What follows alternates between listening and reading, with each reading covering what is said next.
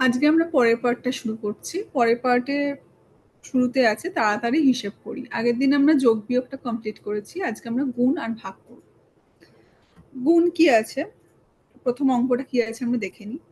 পাড়ার গ্রন্থাগারের বইয়ের আলমারিগুলিতে মোট 24টি তাক আছে। প্রতি তাকে যদি 128টি করে বই থাকে তাহলে মোট কটি বই আছে? তাহলে একটি তাকে বই আছে 128টি, 24টি তাকে বই আছে 128 গুণ 24। মোট যে বইয়ের সংখ্যা বেরোবে সেটাই হচ্ছে গ্রন্থাগারের মোট বইয়ের সংখ্যা। লেখাটা আমাদের গুণটা শিখতে হবে।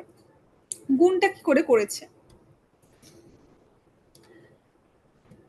128কে প্রথমে 2 ভাগে ভেঙেছে। 128 কে 128 24, তা 24-কে যদি আমরা স্থানীয় মানে বিস্তার করি তাহলে 24-কে আমরা পাচ্ছি 20 যোগ 4। তো 128-কে একবার 20 দিয়ে গুণ করেছে, 128-কে একবার 4 দিয়ে গুণ করেছে। গুণ করে দুটো আলাদা আলাদা গুণফল যোগ করে দিলেই মোট সংখ্যাটা বেরিয়ে যাচ্ছে। তাহলে 128 গুণ 20 করলে 2560, 128 গুণ 4 করলে 512, 2560 আর 512 যোগ করে 3072। এটা হচ্ছে মোট বইয়ের সংখ্যা। এবার এই গুণটা বিস্তার না করেও আমরা করতে পারি।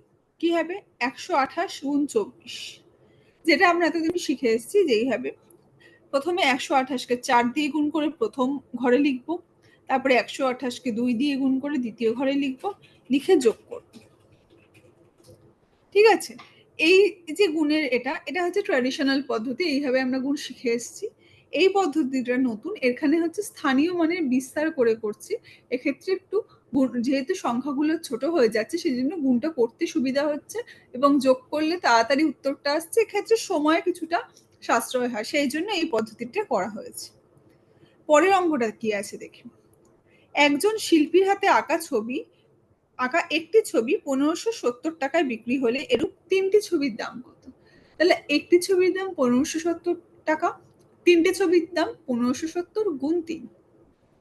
তাহলে 3 শূন্য শূন্য, 3 সাতটা 21-এর 1 হাতে রইল 2, 3 পাঁচা 15 আর 2 17, 7 হাতে রইল 1, 3 একে 3 আর 1-এ 4, 4710 টাকা।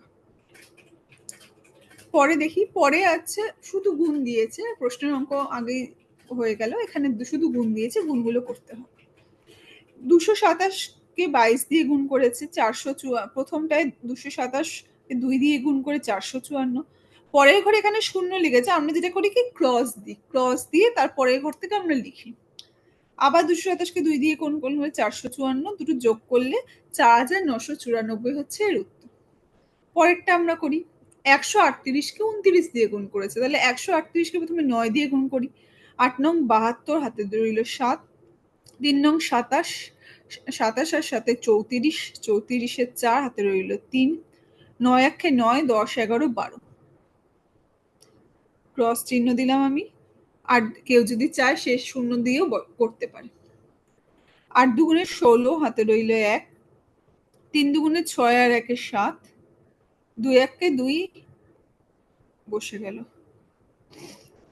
2, 6 আর 4-এ 10, হাতে রইল 1, 10 হাতে রইল 1, 4।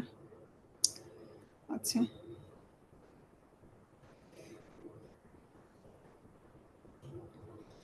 246-কে আমরা 15 দিয়ে গুণ করছি। 5 6 30 হাতে রইল 3, 4 5-এ 20 আর 3-এ 23 হাতে রইল 2, 5 দুগুণে 10 আর 2-এ 12, 1 দিয়ে যদি গুণ করি তাহলে 246-ই হবে। 0 6 আর 3-এ 9, 4 আর 2-এ 6, 2 আর 1-এ 3।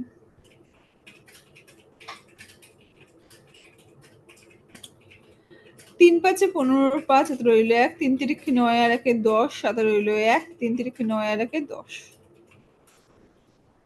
5 5-এ 25-এর 5 হাতে রইল 2, 5 7-এ 35 আর 2-এ 37-এর 7 হাতে রইল 3, 5 6 30 আর 3-এ 33।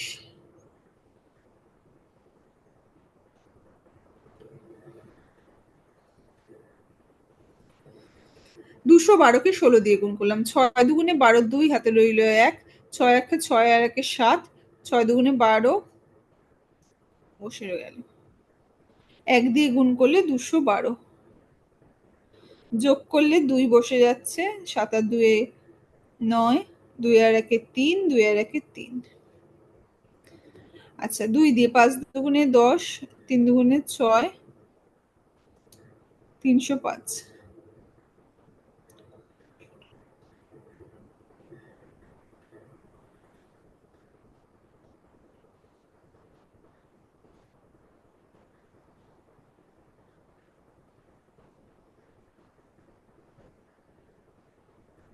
24, 3 8 24, হাতে রইল 2, 3 তিরিখে 9 আর 2 11, হাতে রইল 1, 3 4 12 আর 1 13।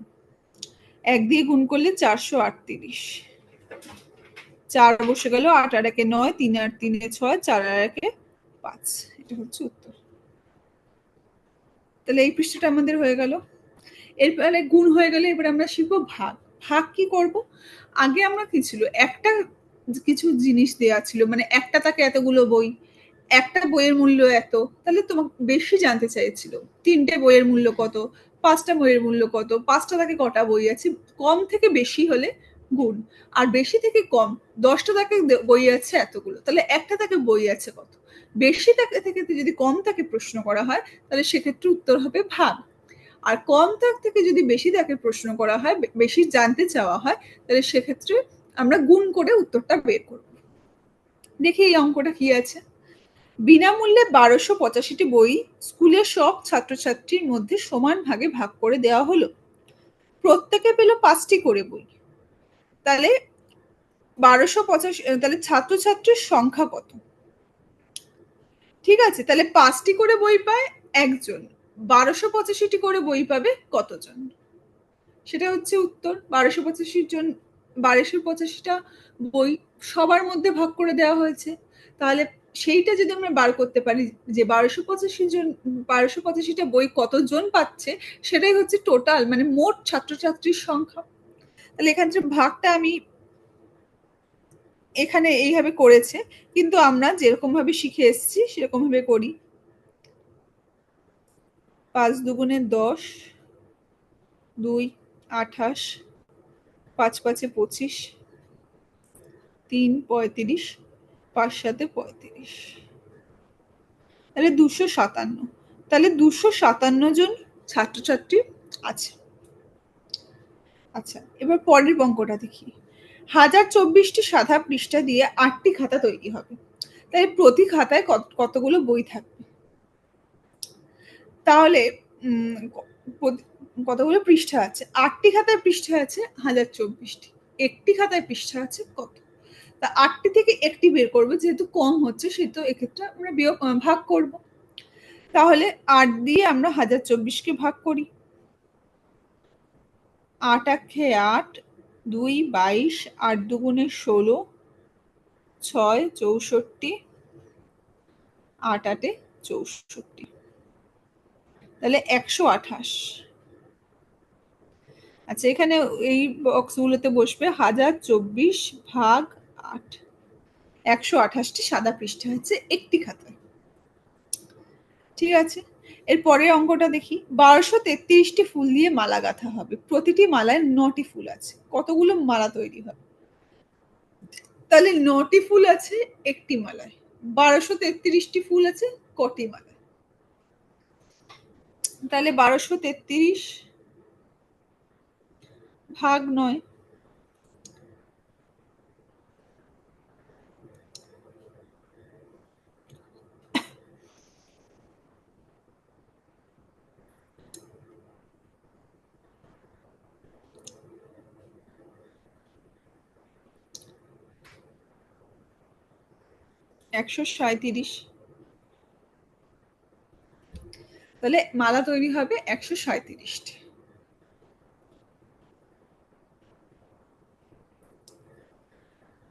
আচ্ছা এর পরের যে পার্টটা আছে সেটা আমরা নতুন ভিডিওতে আপলোড করব।